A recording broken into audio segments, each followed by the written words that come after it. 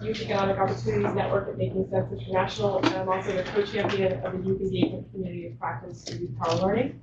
I want to thank our other co-champions of the Gender and PYD Community of Practice who helped us put today's agenda together, and also ICRW for hosting this event. I'm just going to hear a little bit about today's format and some event logistics, and then we're going to welcome our speakers up and start a discussion. Today's going to be conversational. We are going to open it up to Q&A. A few things on logistics. The bathrooms are through the main doors down the hall on your right. If you need to take a phone call or have a side conversation, we just ask that you step outside to do that, out of respect for our speakers and other participants. If you're participating online, we invite you to submit your questions in the chat box that's on the lower right-hand side. We will be collecting your questions during the discussion, and we will do our best to address them when it comes to Q&A. If we don't get to your questions, we will follow up in writing. And as always, the recording of this event today will be online on youthpower.org. We hope this will be the beginning of a discussion that we will continue during the year. So I want to give some framing and some background for why we're doing this event today. We're trying to facilitate a better discussion between funders, implementers, and ultimately young people on how to do youth engagement better. We're starting with the assumption that youth engagement is something that's positive and that can increase the positive impacts and outcomes of our programs. But we need to explore how we can do that together through our program design, funding, and implementation. This discussion came out of last year's Youth Engagement Community of Practice focus on engaging at-risk and marginalized youth. We looked at a few different populations: youth with disability, LGBTQI youth, and youth who have been impacted by conflict.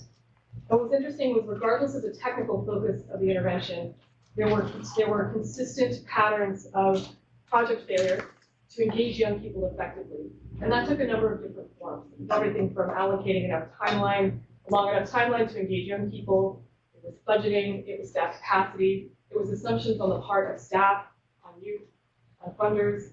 There were a whole range of different issues that came up. Even when the intentions were there to positively engage youth, we still continue to run into obstacles and challenges around how to do that effectively.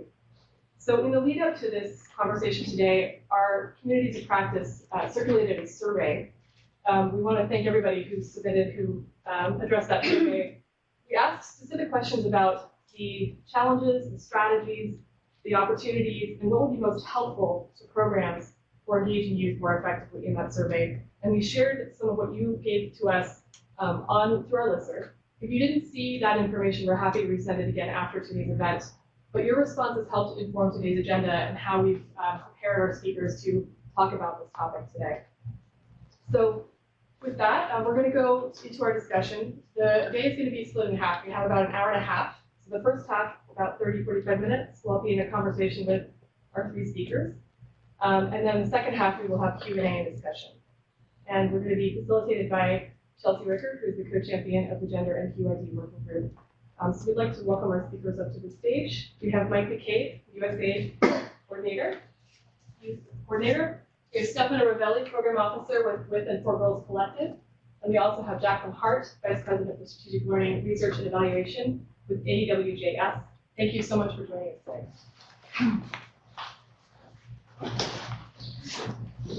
Yeah.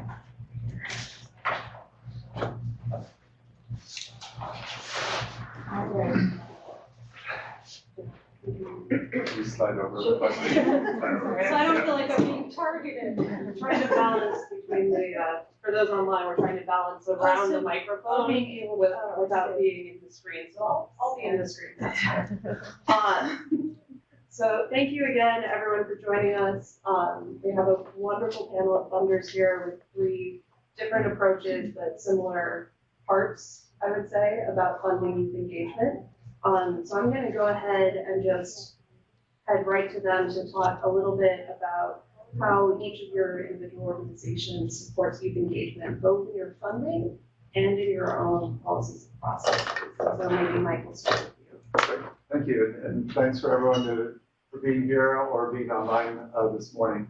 For USAID, obviously, we kind of look at the 2012 Youth and Development Policy as kind of a turning point for our agency, looking at across our results of projects leading up to 2012, feeling that we weren't getting the best outcomes, both for youth or technical outcomes.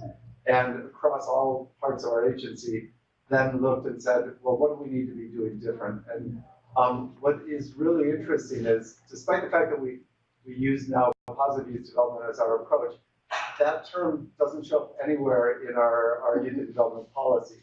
It evolved after that policy because when we looked at the principles that we adopted in that policy, they actually mirrored positive youth development.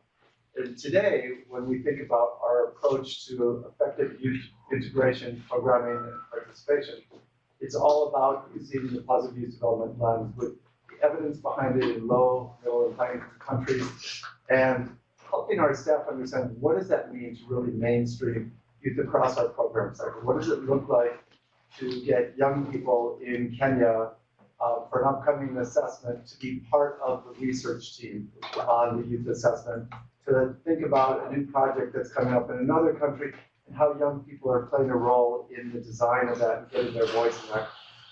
As we roll out projects in all sorts of areas, we now have new OAA procurement guidance that talks about the role that young people must play in these projects. If it's a project that's focusing on young people 10 to 29, what is that engagement strategy that's intentional, age appropriate, and takes into consideration the vast differences among the youth population in the country?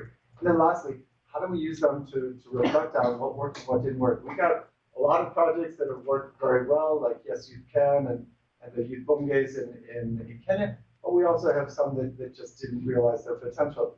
We want to hear from young people. I just in another one of our missions, and it's interesting, they were wondering why young people weren't taking advantage of this great internship apprenticeship program that they had designed. And yet when we actually were talking through it, the mission had not done a youth assessment leading into that new project. And so had they probably done some of that outreach, they would have found some of these interests or areas where young people didn't really feel that was how they want to be engaged. So they themselves reflected on how they need to now really do a much better job of throughout that program cycle bringing an authentic youth voice. So I'll stop there and we'll put on other points later. Great. So now would you like to pick up from there? Yeah, sure. So just a little bit of background. So the Wish for Girls Collective is a funder collaborative. So that means we bring together a number of different donors together. And the reason, the motive why we came together was that we recognized that there was a critical intersection between gender and age that was underfunded at the time, so this was 2014, and this was adolescent girls. And adolescent girls face specific problems, from child marriage, GM, menstruation, so a host of different issues, and that was really an intersection that was overlooked. So we came together, and the interesting thing about the collective is that it brings funders with different perspectives. So some folks coming from a more child-focused approach, some said focus more on gender. And bringing them together allows for us to be a little more bold, builds up appetite for risk, and that also means that our lens, which was always participation is not an outcome but is a right, so we could action that because we were all together. So we could go to our respective boards and say, we're not alone in meaningfully engaging youth. We could be allowed to kind of push the agenda a lot forward. So this really allowed us to come together and embed youth participation in everything we do. So the one way that we do is that we have what we would call participatory grant making approach. So we have panels of adolescent girls which each year convene and ultimately select the organizations that will receive funding from all the funders. That's one way. And then we also try and involve them in whenever we go to events, whenever we go to whenever we are given the opportunity to speak about the work that we do, we try and not speak on behalf of organizations or girls, but we try and invite them over. And this means a lot of resources, a lot of time. We'll speak maybe a little bit about that later. But I think the question, maybe what's interesting for you is that, again, having a collective approach allowed us to meaningfully engage you. And I think what Mike was saying is very interesting, that young people organize and want to be involved in very different ways. So some people might have appetite to be engaged on an advisory board for a long period of time. Some people want to be engaged for a semester or a month or a week. So really having that flexibility is really important. And and again, being together as group of funders allowed us to be flexible, to be responsive, and meaningfully engage young people, and specifically adolescent girls. Great. Jacqueline, I'm just gonna make a quick correction. Jacqueline comes to us from AJWS, or American Jewish World Service, so that you know. And then, Jacqueline, if you wanna go ahead and talk a little bit about AJWS. Sure. Hi, everyone. Thank you. Just a bit about AGWS. We are a human rights grant making and advocacy organization. We work in 16 countries in the global south. And we have a very strong accompaniment model. In 16 of the core countries that we're in, we have staff who are from those countries, often from the movements that we're engaging with and supporting, who are credible actors in those sectors that we are funding. And we fund in 4 issue areas. This is relevant to the conversation because it's really intersectional for us across all of the issue areas: civil and political rights, sexual health and rights, which is where our child, marriage, and adolescent girl work primarily sits, although we're really wanting to see that more cross-sectionally across issue areas. Land, water, and climate justice, clearly strong gender and component, and humanitarian response and resilience, again, huge implications, for example, for adolescent girls in particular, and their vulnerabilities. So I think that the really important thing in thinking about these different models is really interesting to hear about all the different ways that we approach engaging and resourcing human rights and development work. And that is that we don't implement. So when we think about youth participation, it's part of how we're choosing civil society organizations to support. So there are sort of a set of politics that are the criteria for who we're supporting, and that is that they're seen as credible actors in their spaces. One aspect of that is to really think about axes of power, including age and gender in particular. So adolescent girls in particular, but young men as well, are clearly, especially given the issue areas that we look at, critical to the work that we're doing and what we're trying to achieve. So I think that's a really important distinction. And it also, in terms of our institutional practices, has implications. So for example, our funding is incredibly flexible. The accompaniment model and the flexibility in terms of our policies and procedures means that we can fund unregistered organizations, that we can support their ability to absorb a grant, right? Because, you know, nascent organizations run by youth don't necessarily have the expertise, the structures. They don't necessarily need the structures, but they're doing important work. So we don't have an open call for proposals. So we rely on the networks of people that we have relationships with to identify the credible actors in those spaces. I'm not going to go into specific examples because I think that's You'll have later. of opportunities. Yeah, and just to add one more thing, which is another practice that is really critical and similar to what you said, Stefano, which is that one of the key aspects of our model is what we call the tiered funding and accompaniment model. And so we resource youth from these different spaces and movements that we're supporting to engage in the advocacy spaces that they need to be present in.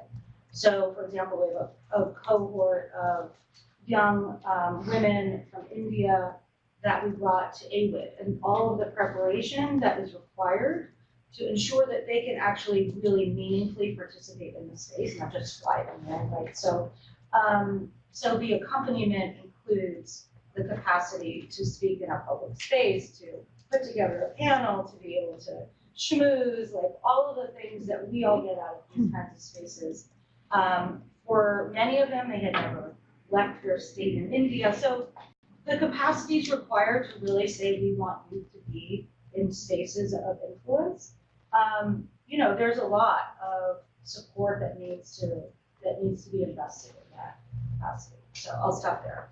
It's great, you've given me a great intro to the next Okay. question, which is, you know, youth engagement isn't a new topic by any means, but we're still really struggling to figure out what are the appropriate approaches, where are the disconnects, where are the gaps, how do we fill them? One of them that you've touched on is very specifically this, it's not just bringing someone somewhere, it's all of the extra work around it and all the extra resourcing around it and thinking through how to make those spaces friendly and how to help young people operate in those spaces. So I'll throw it back to what are some of those other gaps and disconnects and how are you addressing them? Or how would you like to see people addressing them? So, Stefano. So, yeah, I think that's a great question. So one thing in building upon creating this kind of enabling environment, right, for self-empowerment, which is something that we heard about recently. So the way that we go about this is that, first of all, we as funders, we don't want to be directive. We're talking about that. We don't want to select young people or to participate in our programs. We want to work with organizations, with movements on the ground, and enable them to create an environment where girls, specifically in our case, will come out and want to participate in our programs. The way we do that is through unrestricted core funding to organizations, because that builds trust. That builds trust between us, as donors and funders, and the grassroots communities where the organizations work, and the organizations themselves. So once we establish that, we're able to work with organizations to say, there's this amazing opportunity to come to AWID, to Mexico City, to Nepal. Do you have any of your young leaders that want to participate? And we'll put the resources behind, we'll put the safeguarding in place, we'll ensure that language is addressed, everything is packaged. But this is a partnership, right? So we're not dropping in and saying we need 5 people now on a panel. And I think again, the way to go about it is the core funding, it builds trust. So this is really important for us. And so one of the gaps we're seeing is this specifically. So how do some of the big donors, some of the bilateral agencies, how can they ground themselves in the communities? But we are seeing an increase in participatory grant-making mechanisms and re-granting mechanisms. I mean, HAWS does it very effectively. And that's a way for donors which might not have the capacity to fund small organizations to go and to build that trust and to enable youth participation however it takes form in different communities. Happens differently. So this is a way that we see for kind of new ways to engage in youth participation. So really kind of to ground yourself. This, for us, is something we really care about. Yeah.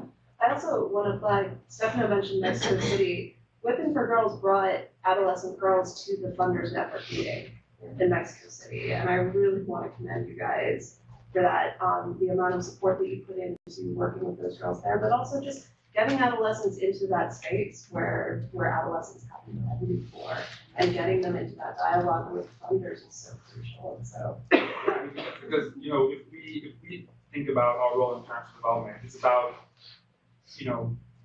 building resilience, livelihoods, but it's also about shifting the power. Right? So that's one thing that we do to shift the power. And youth participation means shifting the power between us. and young people that are building the world that we live in. So yeah, it's really crucial. It does take a while, but I'll talk about Mexico City a little bit. Yeah, so this issue of the enabling environment to really get the effective engagement right is important. So when we think about it, it comes down to how we're doing these kind of 5 Ps. The first one I talked about was our policy, and we just did a assessment of 5 years since the policy. What's working well? What have we pushed forward and advanced on? Where are we coming up short? And the one place that we were coming up short across that very broad assessment that was done was on the effective youth engagement. There's a number of reasons why we identified that. Part of it was time, part of it was money, part of it was reporting regulations that limited our ability to do exactly what Stefano was talking about, and looking at getting the resources to youth-led initiatives on that. The second part of it was on professionalization. It's just getting our staff to feel comfortable in all of our busy lives. How do we learn a new technique of kind of this partnership between USAID and implementing partners and authentic youth leaders at a community or a national level? So we've been doing a lot around the professionalization of our staff. We've now trained about almost 300 of our staff through a 5-day training on positive youth development, where there's a whole day that we focus on effective youth engagement. And we go out and we visit sites to look at and dialogue with young people about what they're looking for. And that's important because we want to get our staff to be much more comfortable on how this actually can happen effectively in their missions. And the great thing is then we start to see some of that change. In Guatemala, they now have 2 young leaders from the Western Highlands that are always interns within the USAID office year-round, and they go for 6 months at a time. So they've been building up this young indigenous leaders cohort as a way of making sure we have young people in the offices with us constantly thinking about part of that youth voice. The next part is kind of on this whole issue of building the partnership with emerging young leaders. And it's not just the Young African Leaders Initiative or YLI, it's much broader than that. In about 30 plus countries, we run youth leadership development programs and then the regional ones we have. And for us, Administrator Green talks about the journey to self-reliance. Without a doubt, one of the best ways we can do that is build the capacity and commitment of emerging young leaders in a broad segment of young civic engaged actors around issues of transparency and accountability on governance or economic opportunity or health issues or even food security issues. And so that's been really important, how we help our missions understand how to design more for emerging young leaders and civic engagement. And then the last part of it would be around this issue of what I would call FIRST. So we got policy, we've got programming, professionalization, but then the FIRST, the money. It's hard. We talked about this yesterday at an event with the Wilton Park Network of how do we help emerging young leaders. When you look at the youth peace and security space, Search for Common Ground, its assessment of about 500 organizations, and their average yearly budget was under $5,000.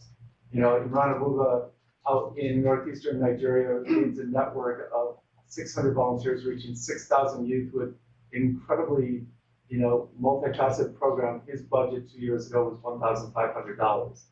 So we need to think of new mechanisms of how we can work with our implementing partners to not only rely on networks of young people for their volunteer effort, but to invest in these new mechanisms where young entrepreneurs are doing incredible things. And that's why we did our Young Women Transformed prizes last year around young women in entrepreneurship. We've been looking at using our new development innovation venture mechanism to fund more innovations that are youth-led. And then we're trying to figure out how do we support things like an initiative that was started by a young person from the DMV area here, but in partnership with Search for Common Ground, with Global Giving, say how do we leverage crowdsource funding by young people, by diaspora in different places to support youth-led organizations. Because I was talking to the vice president at Penn State University, and I told him about Imran's project. I could get dozens of our campus organizations to raise that in a weekend. But so how do we start connecting innovative new ways for resources to youth-led initiatives? So. Thank you. Well, one way is through AGWS.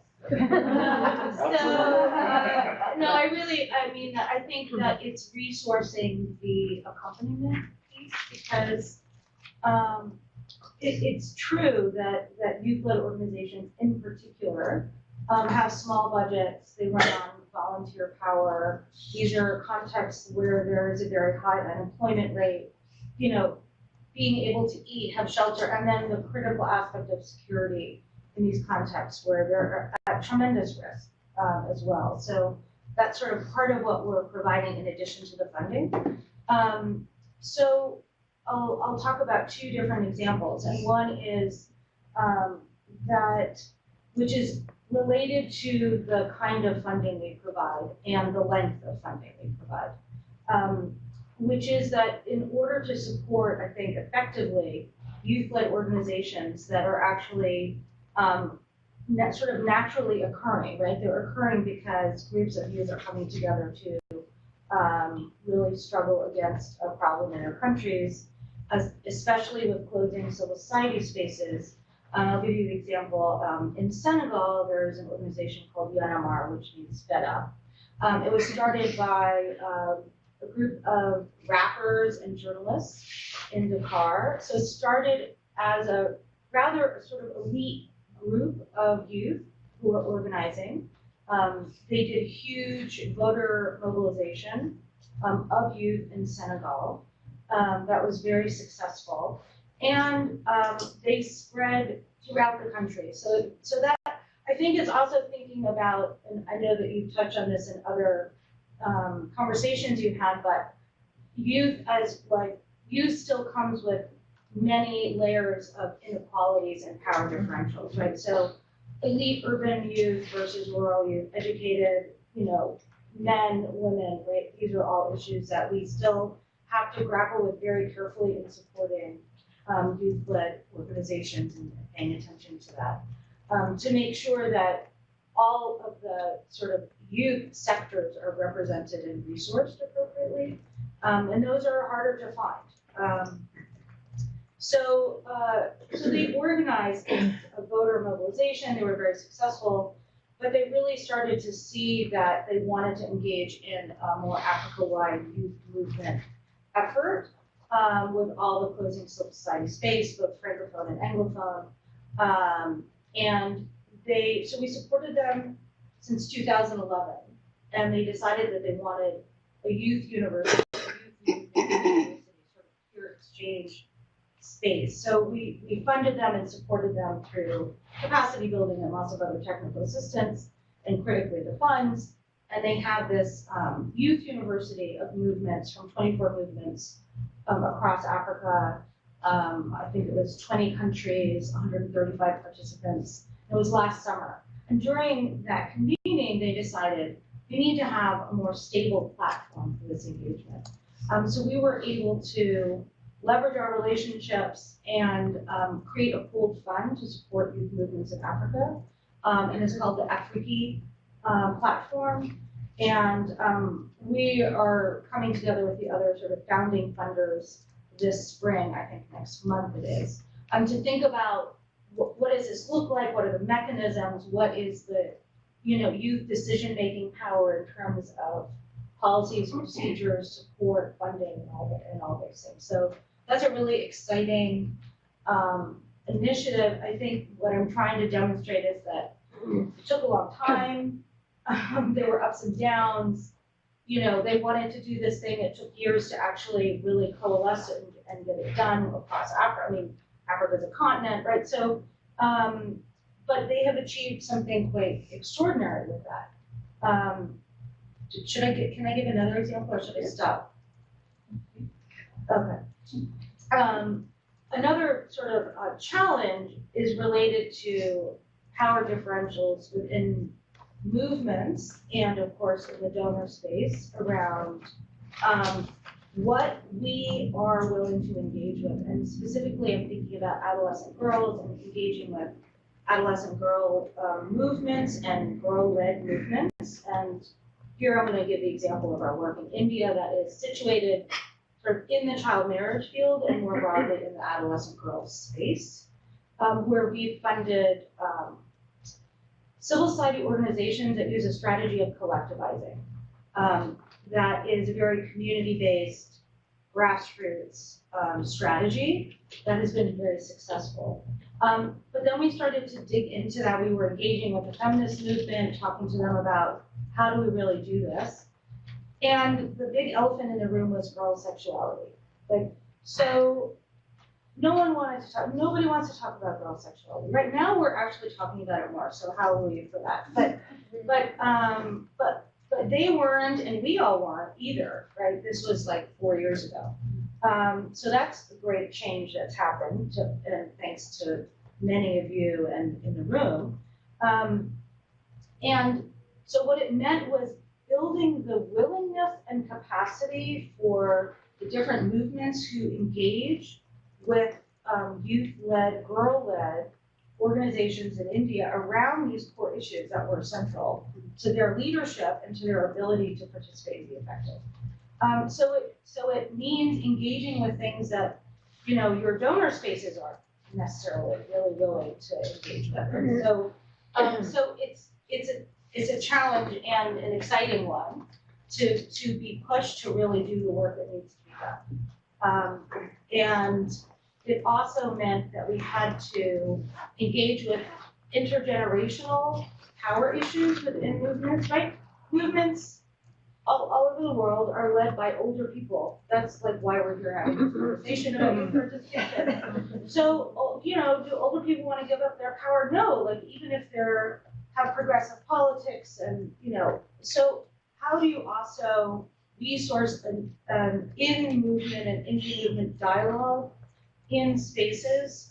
For example, in this case, it was in India, to think about how can we engage the leaders of the very strong and amazing feminist movement and, you know, emerging girl-led efforts to create dialogue in spaces around sharing power and resourcing and mentoring those youth-led efforts. Okay. Well, anyone who knows me knows I'm coming back to that adolescent sexuality point. But setting me up for these transitions. Oh, good. Because the next question is about how funding youth-led and adolescent-led and girl-led projects looks different from traditional funding, and specifically to unpack some of those nuances in terms of what does it mean to fund youth-led organizations versus girl-led organizations? How does that shift the way you have to think about your approach and the resources that you have to put into it? So I know you've all got thoughts about this. We're gonna start with Stefano again. So I think the first thing to recognize is that young people, and specifically adolescent girls, have been and are organizing as we speak in very different ways. And our role is to understand where we can fit in, where we can support, but it doesn't mean that we need to enable participation because it's happening, right? So movements are happening all over the world, in the global north, global south, in a number of different countries. And so for us, it's about how we position ourselves to leverage our resources if we can and give a global platform, for example. So that's I think one way to frame it. And in terms of resources, so the one thing that we recognized when we started and we were committed to youth participation is that you're not going to get it right. There's no template. It's not going to be orderly. It's not going to fit within a strategy. One thing that you need to have in place is you need to have your staff and all the donors together to create, again, this enabling environment. And we start by safeguarding. So we have continuous training on safeguarding, which doesn't mean, necessarily protecting or defending, but it means making sure that the young people can make informed decisions, that have all the elements in place to know what's going on, what you're asking of them, and also that you are actually compensating them for the platform. That we are in a battle, we all have salaries, so we're paid to be here. Then maybe if you ask a young person to travel Mexico City, should you give them help for DM? And so resources is a big one. And then starting from a safeguarding kind of perspective, I think we were fortunate enough to work with some amazing consultants and organizations who gave us and continue to give us that framing, and then putting resources on things that visas. It's a huge issue for bringing in, especially as I was saying, for young people coming from countries with closing civil society space. That means that you have to be very mindful as a donor, even when you communicate, by email, communications are path. We know that. So how do we make sure that they can travel if they want to in a safe way? And that means working with other organizations, the private sector specifically, to bring and to make sure that people can travel safely. So that's a huge thing. And then language is another one. So we are a relatively small secretariat, and it takes about 1.5 salaries just for translation. So the equivalent of 1.5 salaries just for translation, right, in languages. So it's a lot. So for a large organization, it'd be multiplied. So it's a huge sink of resources, but it needs to be there. So that's another big one. And so I think there's a lot of hidden costs there. So as long as there needs to be a commitment, and we didn't get it right at the beginning, and we still know we can do a lot more. So you're not going to have a perfect strategy, right? But you need to know the resource implications. They have to be there. We've been fortunate enough to have kind of donors, on the journey with us. But yeah, it's a continuous learning process. So we think we do some things right. We know we can do some other things a lot better. So I would say you need to start. So that's one thing. Yeah, I think Jacqueline was really talking about that. It's a very long process and a long journey. I would say just from your state side, if you take the example of Dreams, across 14 or plus countries, and really look at how we were trying to build this combination of skills development, the opportunity for action, whether it's civic or economic, and the networking within their community and their region, were all key components of that. It was funny, I was meeting with a number of Dreams groups in Uganda, and the girls would continuously tell me, they talk about how enthused they were about what they had learned and how they were applying it, but they said, you need to do the same training for the boys down at the fishing co-op, because if they don't get this sort of training, we're always still fighting against the pressures from them. And so we do need to think about kind of gender transformative approaches. And it doesn't mean everybody has to always be in the same program together. So when we think about some of our kind of safe space girls empowerment models like Alika from Bangladesh, or Ella in Uganda, or where we're using the graduation model of these young women's empowerment groups, that's been tremendously powerful because they can find their voice, they can look at the asset transfer, they can get the mentoring that allows them to be more effective in their communities. But we have to be looking at, as I say, gender transfer, which is recognizing what young men and young women, boys and girls need in an intentional way. The only other thing I would probably add to that is, we see it in all of our sectors. So, in the health sector, what we do with Dreams, or some of the adolescent health areas, what we've done with Young Women Transforms and around entrepreneurship in young women to really lift up the visibility of young women in perhaps non-traditional roles in some of their communities, or just in the civic space. I remember meeting a young woman who was leading a campaign to change the law on rape in Jordan. Not an easy thing to change in national law, but she was able to use the tools from our Anu Shadak project to mobilize advocacy around changing a law that was incredibly outdated and harmful. So, finding ways that we can support this on both sides of the gender equation, I think is important. And Jacqueline, because I know you're gonna anyway, if you want to go ahead and transition us into the next topic, which is about not just that the nuances of youth versus adolescent versus co-life, but also about the intersection of gender and age and what other areas of intersection work with adolescents really brings to the forefront. Thank you for that. So, I think it's and I really agree with this point. Because of course, anytime, even though we are accompanying and funding civil society movements and organizations at multiple levels that exist already, that we're not creating and implementing, it's true that anything that we put into a system just disrupts it in some way, especially if we're being effective. Right? If they're being effective, and we're being effective with our support. So I really appreciate that point. And I think that one of the things to remember is, although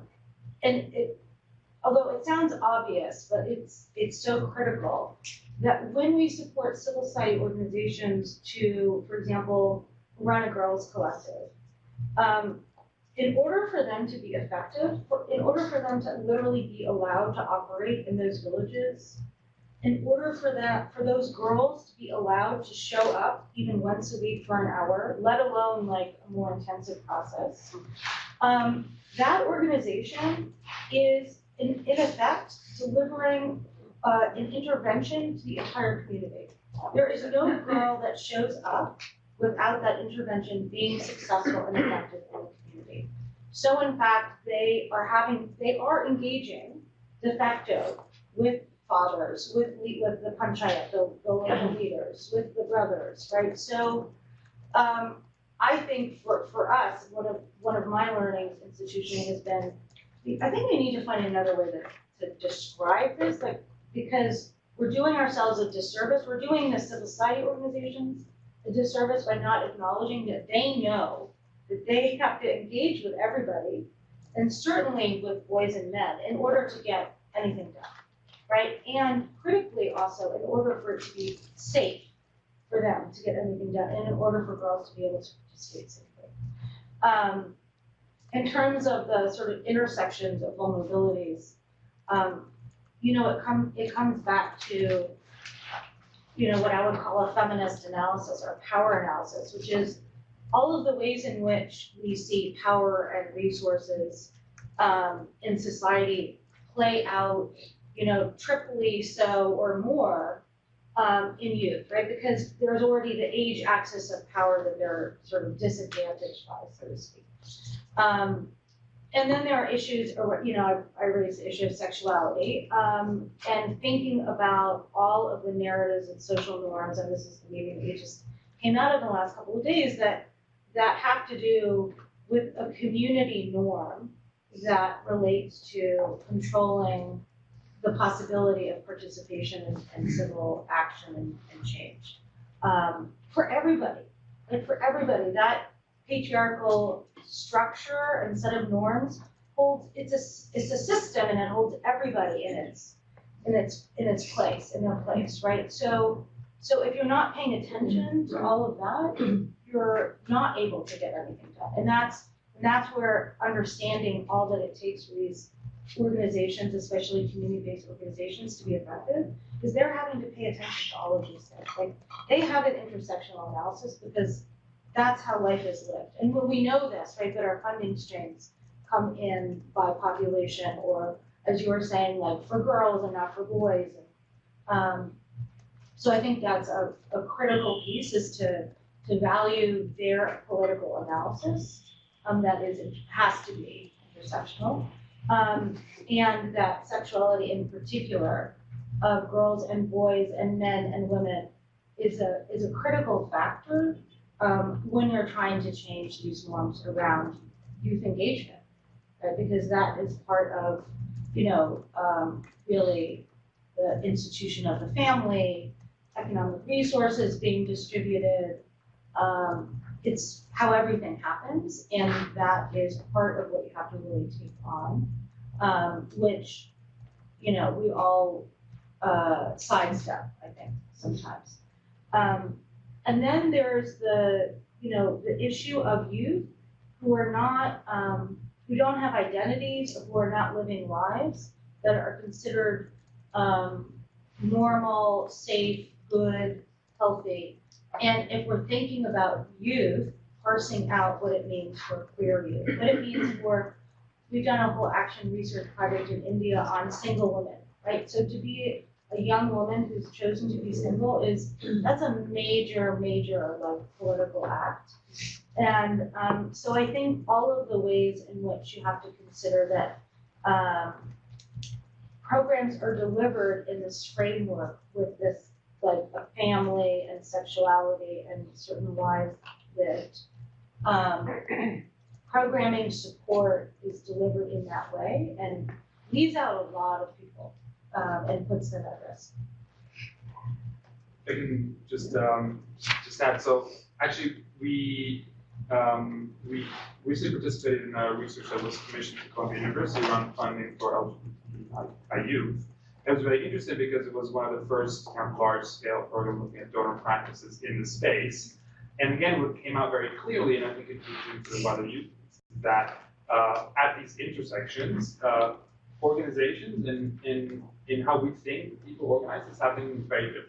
So you need to have that flexibility. You need to have, be able to support unbanked, unregistered groups. You need to recognize that, as Justin was saying, very useful. They engage with, multidimensional threats or an environment. So sometimes we see them through one lens.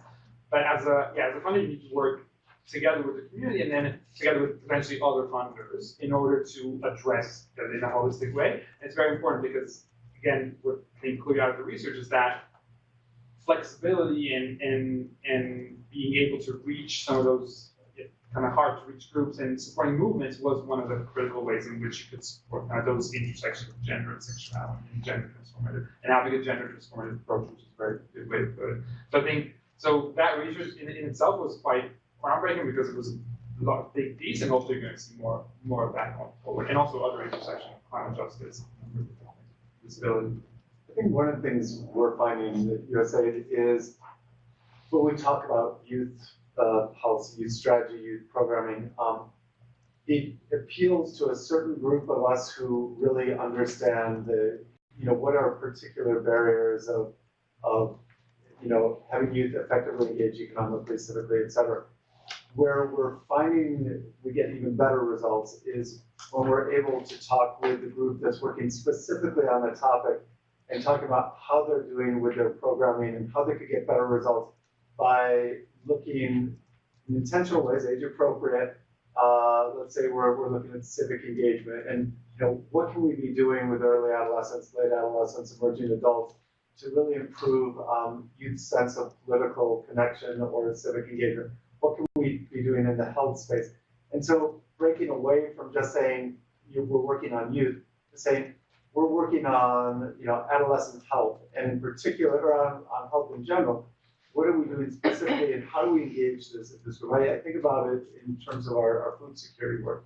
We did some analysis of how many of our beneficiaries and partners were actually in our definition of youth, and it was remarkably small, despite the fact that you think that a lot of young mothers would be in that cohort. And so we had to say, all right, we want to improve our food security outcomes.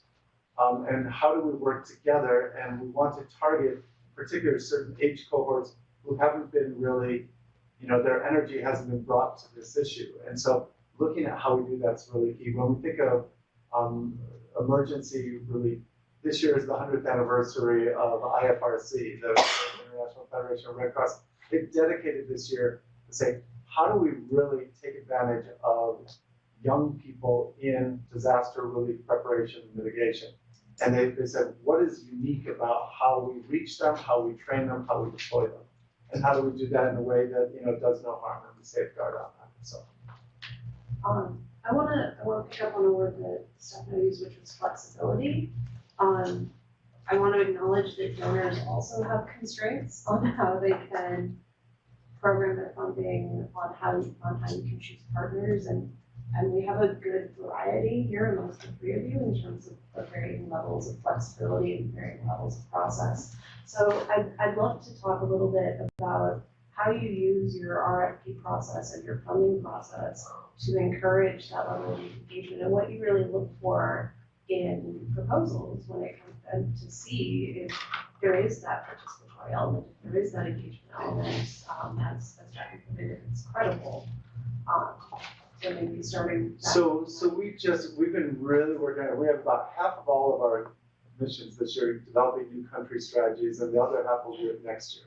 That's a tremendous opportunity to front end youth integration into our programming. So a lot of our Youth Corps, Youth Working Group of technical experts across the agency are going out and working with missions to think about what does that look like to integrate it. And so we've developed a lot of key sample language, and we track how many CVCSs or country strategies have explicit intentional design in it, how many of our requests for proposals are putting that in explicitly.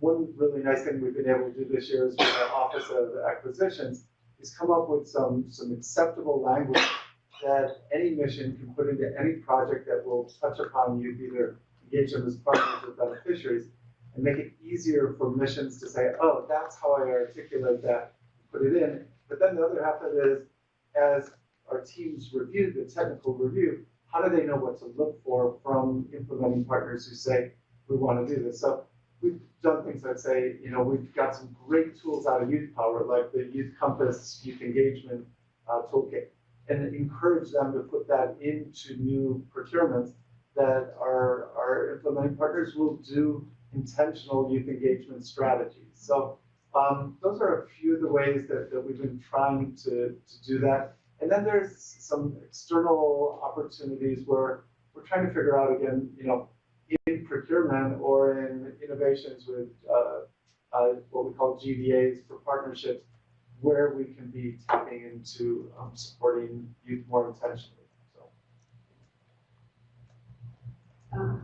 Yeah, sure. So that's a really good question. So I guess it starts from, we try and, again, because we know that movements take very different forms and aspects where, we're a global program. So wherever we try to be grounded, wherever we fund, and that means we don't have an open call for applications, but we use a network of referral partners. So we reach out to quite a wide network with kind of some bilateral agencies, and most of all our past grantees, and we ask them, how are girls organizing where you work, and what are some of the movements that you think we could support they kind of respond to some of our criteria. And again, in our criteria, we do two things. So we support what we say girl-led and girl-centered programs. And we do this because we know that in certain areas, girl leadership takes a very different form. So we want to signal to organizations which might be girl-centered, so most of our programs focus on girls, that actually we work in the same space, and they have an opportunity, potentially through getting funding from us and from our other partners, to move towards more kind of a youth leadership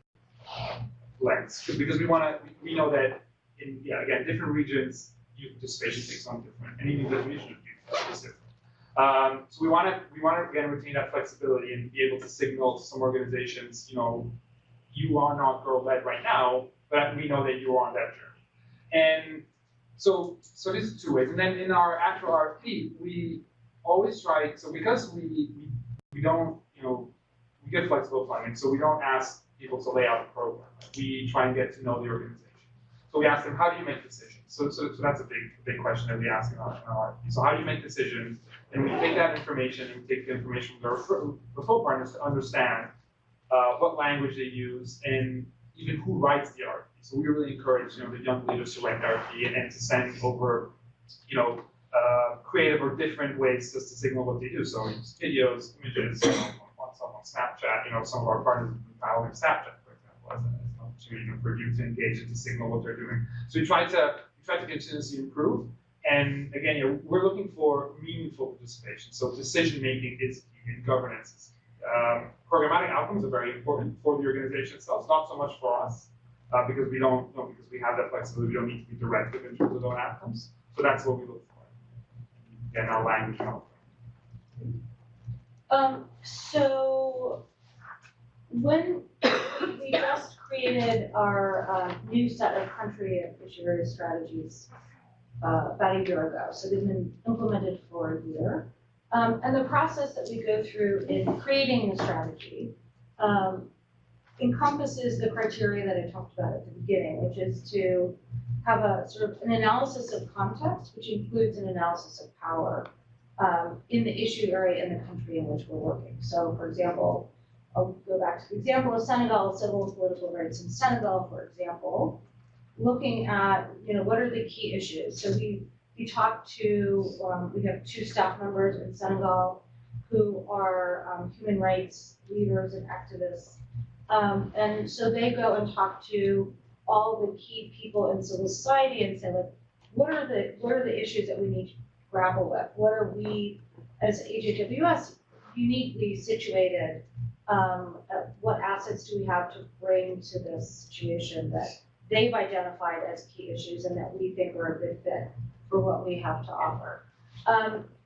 The analysis, of course, includes the axes of power that I've been talking about, which is who are the marginalized people in this situation and how are they being engaged in the organizations, in the movements, in terms of leadership decision-making, in terms of civil society action.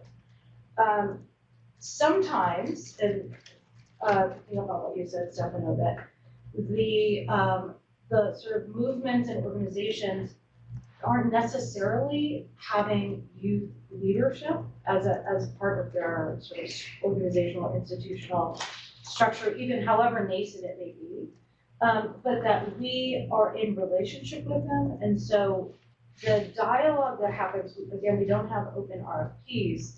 It takes about a year from initiating a conversation with an activist or a grantee until they might get funding from us. So that, and in the course of that conversation, our in-country staff are assessing, what is their strategy? What are their capacities? What are the resources they would need to be able to realize their objectives for their work? So it's really determined by the organization or the activist. And so what we do is facilitate and support the achievement of their goals. But the grant making we do is also portfolio-based grant making. So the strategies that we hold as an institution are not based on grantees. They're based on collecting this information from, for example, in the case of Senegal and the youth movement, sort of what are the key issues they're grappling with? What does that mean for a social change goal that we are going to try to achieve with all of our resources in this space in Senegal? And so that will involve many different actors. Sometimes we bring them together. Sometimes we facilitate introductions and, see what happens. They, of course, have their own networks, and we support their engagement in different spaces and with each other. And increasingly, we're being asked to do that, especially as there's more and more sort of regional movement building across countries dealing with issues that are, of course, not bounded by these national borders, right? So that's the criteria. And the flexibility of our funding, because we don't have a project fund with a particular project outcome, means, and because we're in dialogue with them, it means that we set a strategy with a 3-year outcome for ourselves that we're resourcing all these different groups towards. But any one grantee, these contexts and priorities, threats, and opportunities shift, sometimes with remarkable speed. And they come back to the staff and they have a conversation and say, we need to go do this now. This is not possible, this doesn't make sense here. And I don't know that I've ever heard of a case where anyone ever said, no, you can't do that, because that's what they wanted to do. So it is this core value and emphasis on flexibility, which is determined by the grantee. So I'd like to start integrating some of the questions from online and from people in the room. I'm wearing my glasses, but maybe I need new ones. I can see there's a question. Excellent. But good practices or recommendations specific to what technical assistance organizations could and should be doing to engage you more effectively, with an acknowledgement that donors are frequently in quite a different space than local implementing organizations. And so I'm wondering if anyone has some really great ideas about it. It sounds like there's a lot of technical assistance worked into the grant making process for some of you, but if you could talk a little bit about supporting technical assistance and what the role is. So, yes, that's a really good question. So, one thing, at the end of the RFP process, we have these girls, which is our participatory grant making mechanism, which is where we work with implementing partners, usually past grantees.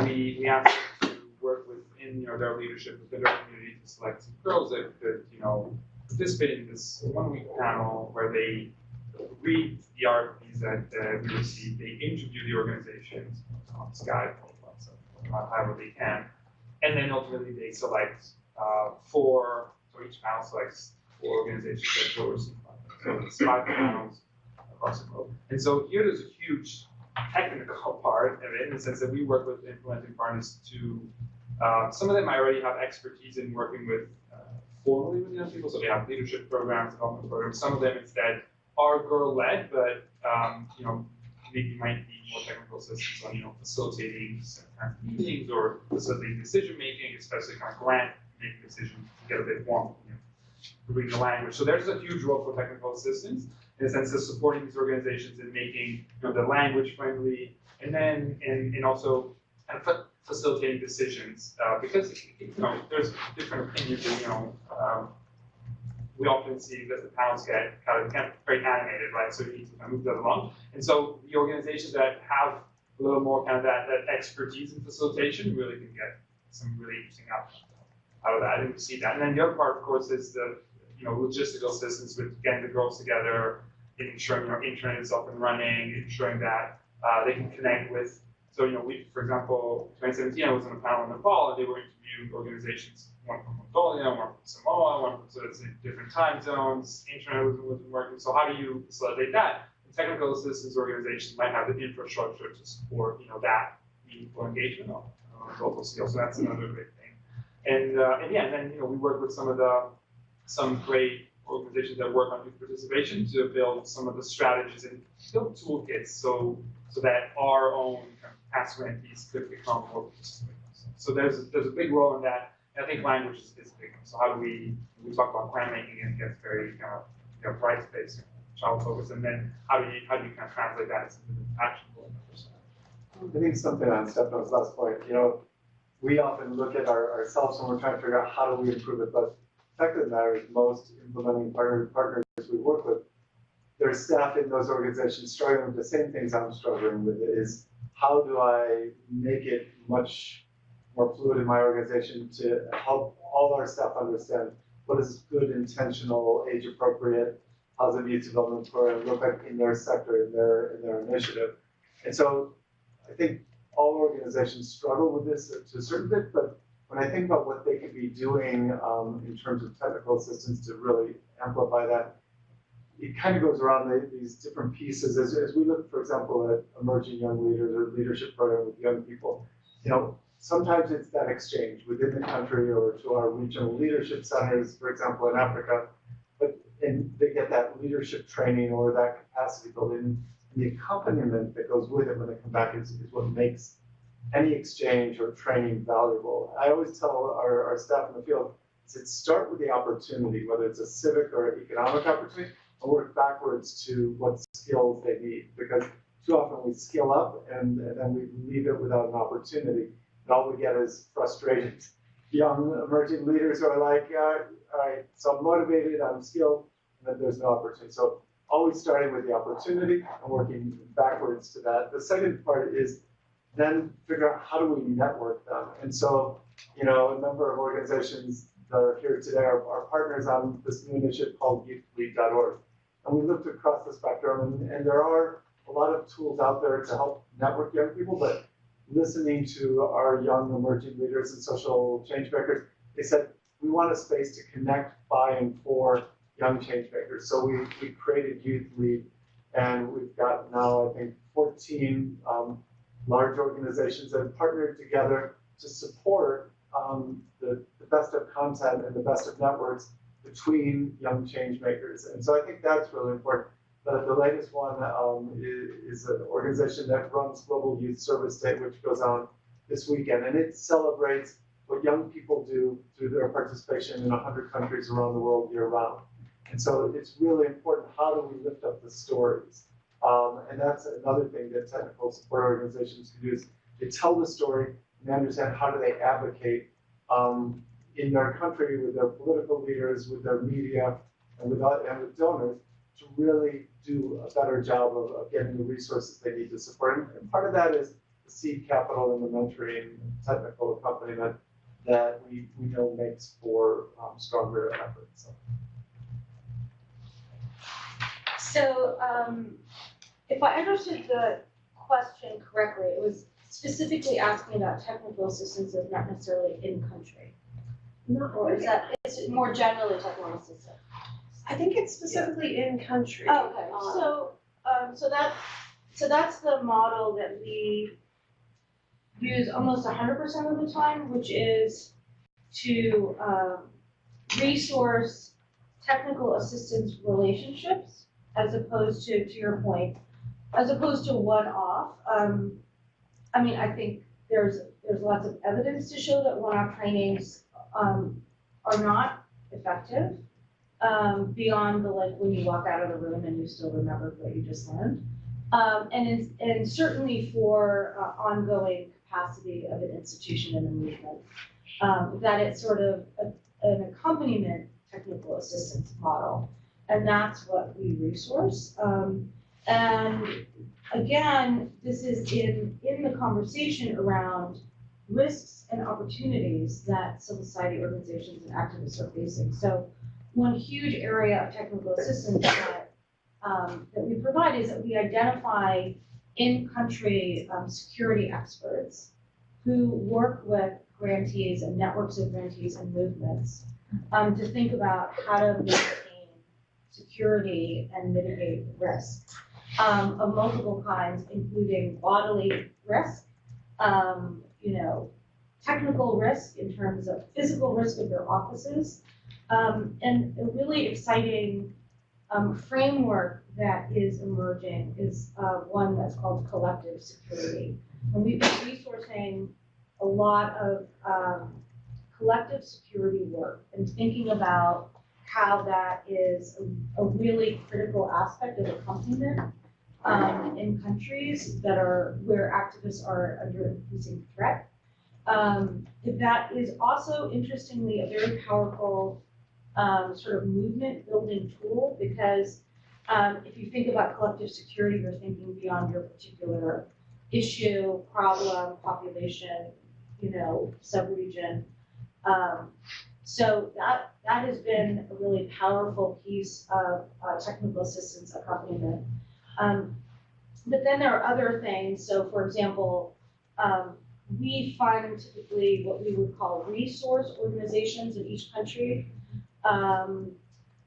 and or strategic allies, if not in the country or the region, to provide ongoing relationship, dialogue, and support with organizations. So for example, in our land, water, and climate justice work, we're thinking a lot about how do we engage young women farmers and young women around land rights and extractive industries and the violence that goes along with all of those processes.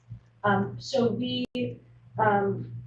did two things. We resourced the regional organization to do this sort of capacity building around including young women's leadership in land, water, and climate justice movements. And then we also funded in-country resources to really more do the accompaniment piece around how do you incorporate a gender and youth perspective.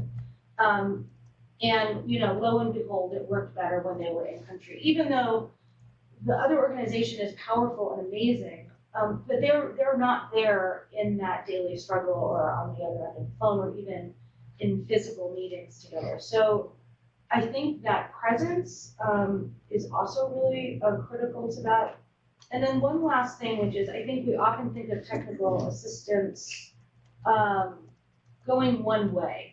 And capacity building going one way. And I'm thinking here about the support we provided to resource organizations, for example, in India, where there were sexual and reproductive health and rights organizations, really experts in gender transformative work, grappling with the really tough issues, national level organizations who are also, local key experts, but who are not in villages in the most conservative communities. And they were reflecting on how much their technical assistance to these communities has informed and enriched their work that they now take across the country and the region and globally. So I think it's really interesting to think about the ways in which a community-based and grassroots, in the community work can inform the people who are creating the toolkits and the methodologies and that, even, at the national level in each country. That's a great point. I do want to open up to the room to see if there are any questions. If you could just introduce yourself for the people online as well. You don't need to stand there. You're welcome. Okay. Thank you, everyone. My name is Ana Aguilera with Engender Health. And I really want to appreciate all the time. This is really exciting as a Young Leader alumni / on the cusp of not being a Young Leader anymore. It's really helpful. And now on the implementing side, trying to see, and my focus really is on institutional structures and barriers to meaningfully engage young people. And one conversation I'd like to ask and for your thoughts on is a question of scale. So we oftentimes talk about bringing, whether it's health or education or workforce programs, to scale. And so would love to hear your thoughts on how do you meaningfully integrate young people, knowing that it's about intentionality, it can be resource intensive with an eye to scale, and if you have any specific thoughts on how organizations can better work on that, that'd be great. Thank you. Do we want to do one more question maybe, or? Sorry, yeah. Yeah, I have a question related to that one, which might be taken together. It's Dan Wainstall from Cambridge Education.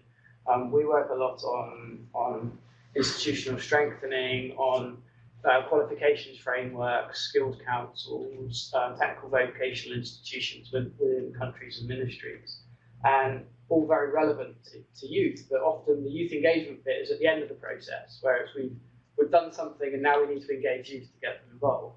And working with these kind of institutions, you have multiple barriers, you know, the implementing partner ourselves, the donor and the limitations there, but then also the institutions which tend to be quite conservative and traditional. And so I think connected to that question, how can we work to bring youth engagement further up that process in relation to institutional development and frameworks and systems reform, rather than just have it at the end of the process when you go out and say, here's our wonderful product that's for you. So I think it's a similar question. And then Melinda, you have a question. Yeah. Hi, my name is Nilima, and I'm at Tesco Fellow from Nepal. I'm working with Youth Power Learning actually. My question is like from the funders' perspective. So when I was working in Nepal leading the youth project, one of the learning, I was part of a 4 years long youth project in Nepal, and empowering young people awareing young people to access sexual and reproductive health information and services. So we went to the field, we conducted different educational programs for young people, we empowered them with the tools, and we introduced the access to the services and information. And then we are so happy that we implemented that. The next challenge was that to going out and reaching out to stakeholders, because they were the main barriers for these young people. We empowered them, we made them ready, but they were the barriers for them to access the information and services. So we had to reach out to female community health volunteers.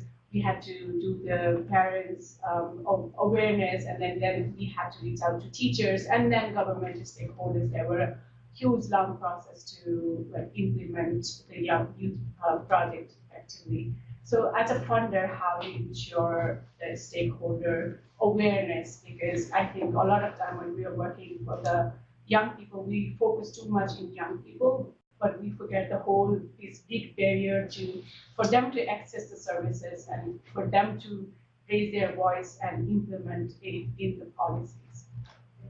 We've got a sort of whole constellation there around integrating youth engagement from the beginning, scaling youth engagement, and the enabling environment for youth engagement. So who'd like to start? Try the scaling one. Okay. I often think of this arm wrestling match going on in development, and it's not just particular youth development, between kind of the demand for how do we design for scale, which is really important, because if you're doing a adolescent health or a youth employment project in Uganda that's going to reach 3,000 young people, do you celebrate that, or do you say, oh my gosh, the country's going to double from 22 to 40 million in the next 20 years? All of that would be washed away. Would we be better off using those resources in some other way that gets to scale, that can support a system that will have an impact? And yet we know that the best sustainable development happens when we work at the community level, really looking at that context. And so it's this constant arm wrestling match to figure out how do you design to that. And I wish after 30 years that I had the solution, but I don't. Part of it is figuring out, and very coolly, founder of MSI talks a lot about this. There's innovation going on, and that's one of these kind of gears. And there's public or the private sector that can take things to scale.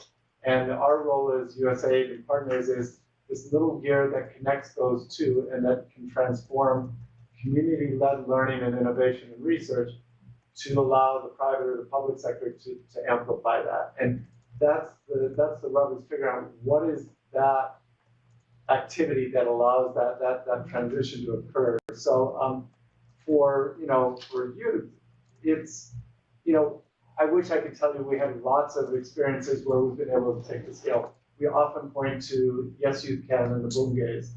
We're now at 32,000 youth parliaments in Kenya with over 1.2 million young people. We stopped funding that years ago. They are actually one of our implementing partners. They're a youth-led implementing partner. So that's a great example, but we don't have dozens of those examples. We do need to figure out how we do more of those examples. So. Integrating from the beginning or enabling environment? I'll take, I feel like I'm in a game show. I'll take Maybe next. one and three. One is.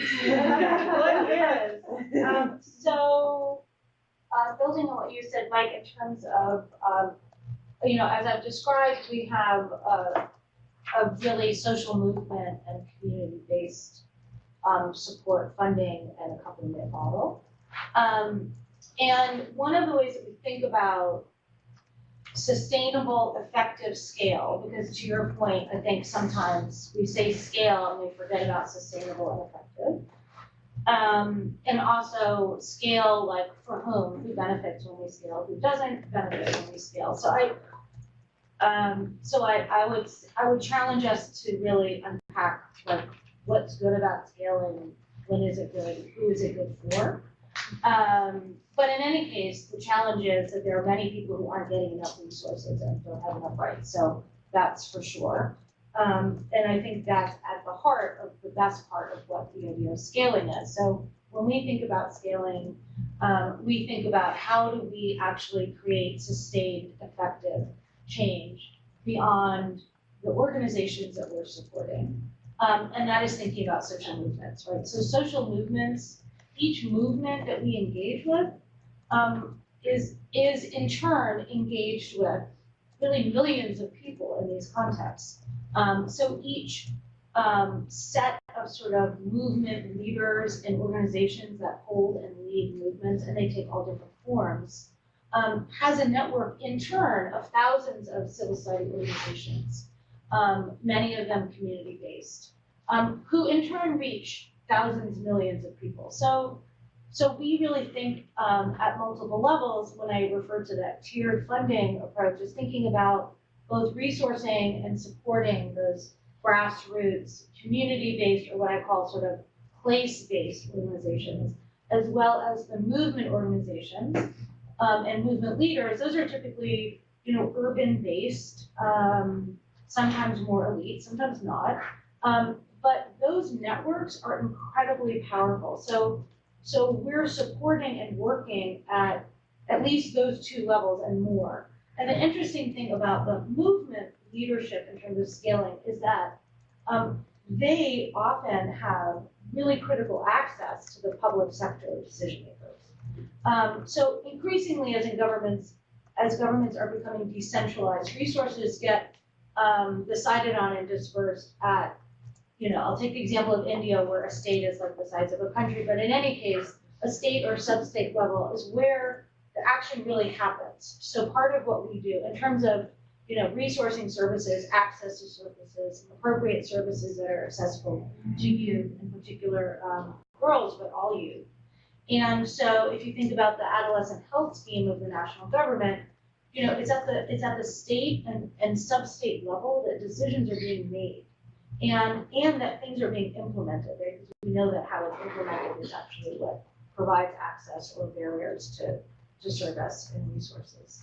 So we are supporting community organizations who are in dialogue with national organizations, who are in dialogue with national public sector policy people to fund, for example, like action research. They identify issues in their communities around adolescent girl access to healthcare, for example. So we'll fund action research projects where they go and collect information that are relevant to the leaders, politicians that they need to advocate to, right, which is at the local level. And they also feed that into the national dialogue. So that's how we think about resourcing, advocacy, and access to services. And is also a way in which there have been cases A really famous one is the Mahila Samakya program in India, which was started by the women's movement in India, and it got taken up by the Indian government. Like, if something gets taken up and implemented by the Indian government, like, you're reaching a lot of people, millions of people. So anyway, it's an interesting way to think about scale. That's how we do it. Just a 30-second follow-on to what you said about action, research, and policy, because I love what you said about you leveraging social movements as one way.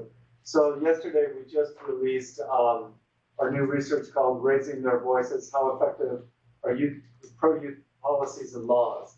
And basically, for the last few years, we've been working with the CEPS partners, NDI, IRI, IFAS, to say what works in these policies around getting youth civic and political engagement. So lowering voting age, lowering the age to run, youth policies, and looking at youth party wings, looking at a whole host of different kind of pro-youth policies and laws, and do they shift the needle on actual youth participation?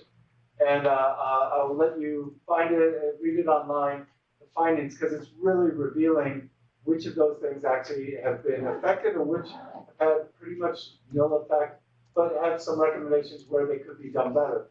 And this is what we have to be looking at every time we design a project is there evidence that supporting youth policies will do anything to improve actual youth participation, or does it actually fuel frustration? Because we've got a really nice policy that the ministry has developed and nothing going on with it, so. Stephanie, I'm aware that we are running out of time, but maybe it might be nice for you to sort of close with what it means to really institutionalize youth participation as a right.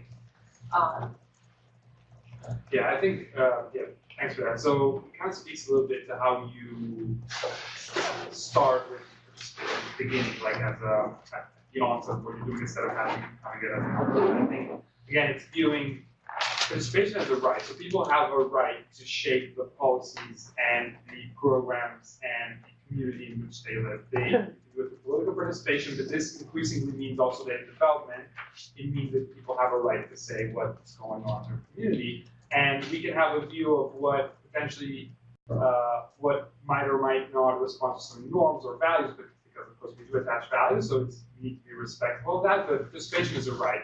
So, and what I would say, so how do you center that in what you do? I think for us, it really starts from what I talked about before about trust and about building trust with the organizations and engaging in the dialogue. And so that means that when I'm thinking of, for example, as a technical assistant partner, they might receive a large contract with a big target attached or a kind of a big outcome, global outcome. So that means take the time to work with the local organizations and really ask them and start this accompanying that with AWS does so effectively. So with them, so that means that you are, so when we approach some of our implementing partners and we ask them, to run panels or to participate in events, we really try and deconstruct the power dynamic. So I'm talking as Stefan, I'm 28 years old, they got close to their age. So they understand that we're in this together, right? So we both have an interest in making this meaningful and making this something in achieving change. So I would say, trust is central in that. So really take time, and trust means also funding. So that means being responsive, and it means, we're talking about the enabling environment. So we will never say, so I don't have visibility on what the stakeholders are looking, to roll in the call.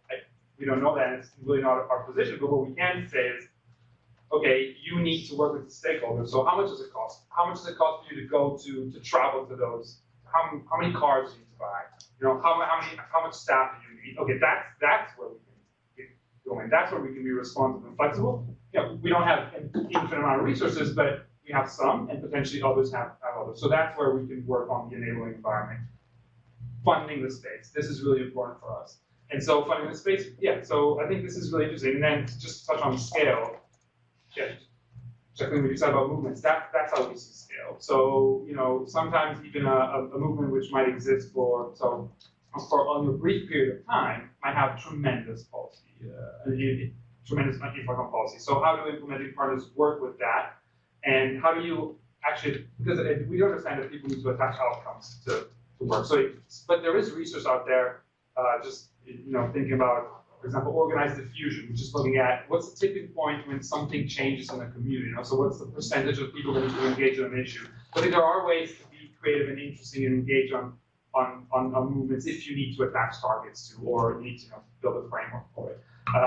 So again, going back, participation is a right. This is the frame of mind you should have. So it's not an outcome. Right? People have the right to say what they want. And so once you have that framing, you will engage in those discussions. Just about talking. You're never going to get it right. You're not going to have a nice, clean policy. All right.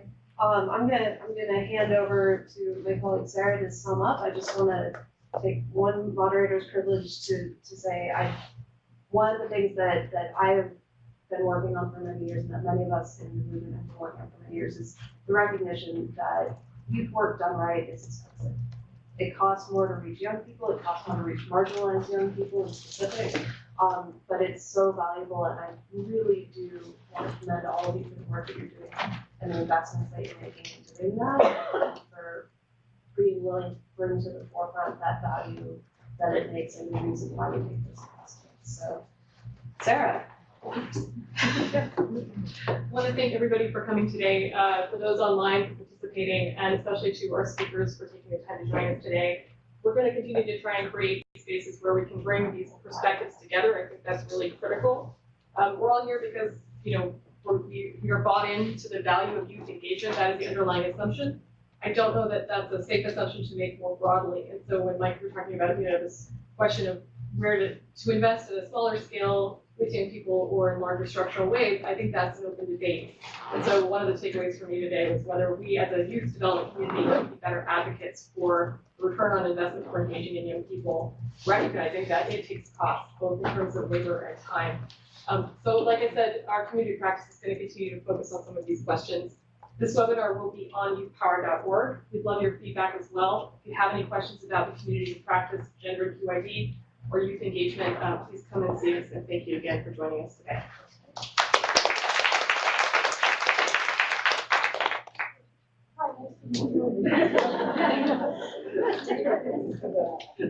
Hi, nice to meet you.